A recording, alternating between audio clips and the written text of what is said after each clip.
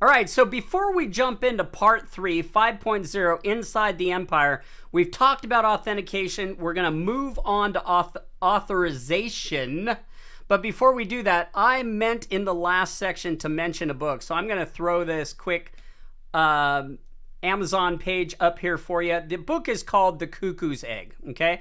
And it's basically about Cliff Stoll's actual experience in tracking down this hacker who gets on his network and uses his network to get into government secrets.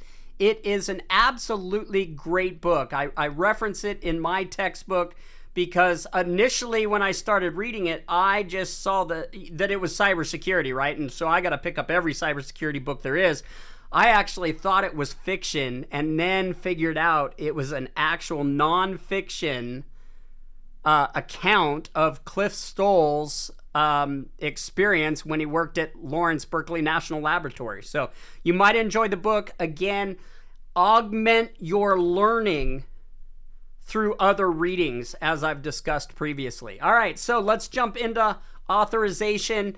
Basically, as we look at this, authorization is the right or permission that is granted to a system entity to access a system resource. Now, this can be an end user. Remember, it can also be another computer, right? That gets authorized to, say, be able to access a database. So software that, through the login process, software gets authenticated as an authentic client to access data on a database, okay? It ensures individuals have the appropriate access for their roles, enforcing security policies, and of course, protecting that sensitive data that sits inside our digital empire, okay? Proper authorization systems are valuable to unauthorized, are vulnerable to unauthorized access and actions, potentially leading to data breaches. So this is where we want to make sure that whatever authorization we give, as we'll talk about, that it's the principle of, of least privilege. So the principle of least privilege, which we'll talk about as well. We want to make sure that we limit that authorization to just what is needed. Now, before we move on, though, let's look at the difference, because a lot of times authentication and authorization are used intermingled because one leads to the other, right? In a logical security system. But we really need to understand the difference. So while they're often used interchangeably, they are distinct processes. So authentication, bringing that back, verifies the identity of a user or device, right?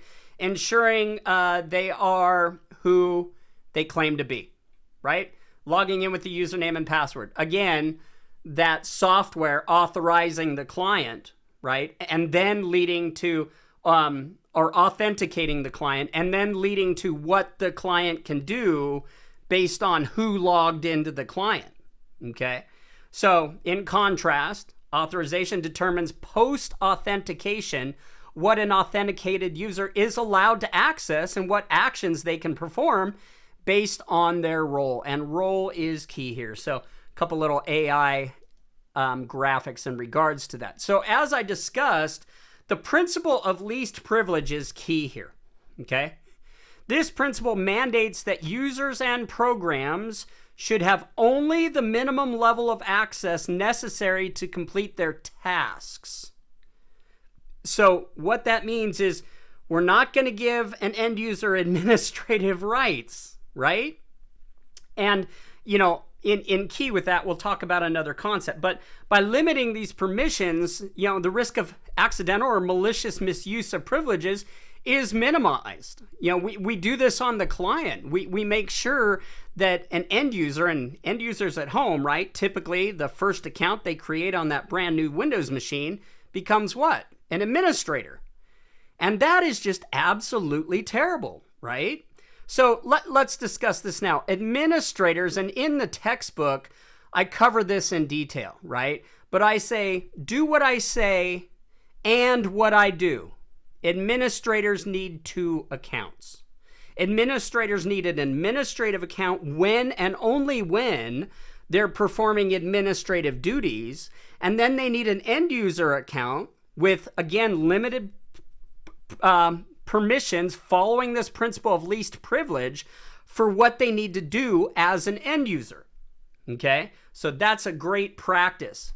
So an employee and marketing department should not have access to financial records unless it's essential to their job function. So a lot of times within an organization, specific departments help us figure out a methodology, right, for authentication and authorization.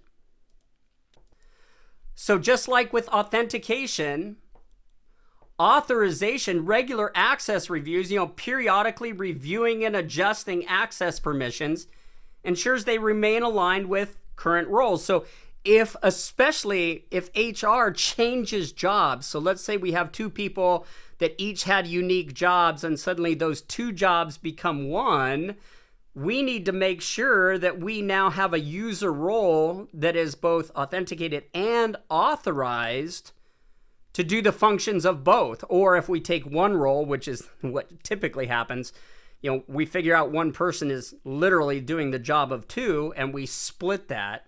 We need to do these regular access reviews to make sure that that principle of least privilege is holding within our organization, right? So adjust the access levels, conduct those audits. That means logging in as a user, as a role, seeing what that role can do, make sure that role can't access data they shouldn't, etc., right? And all of this, reduce the risks of unauthorized access by maintaining updated permissions.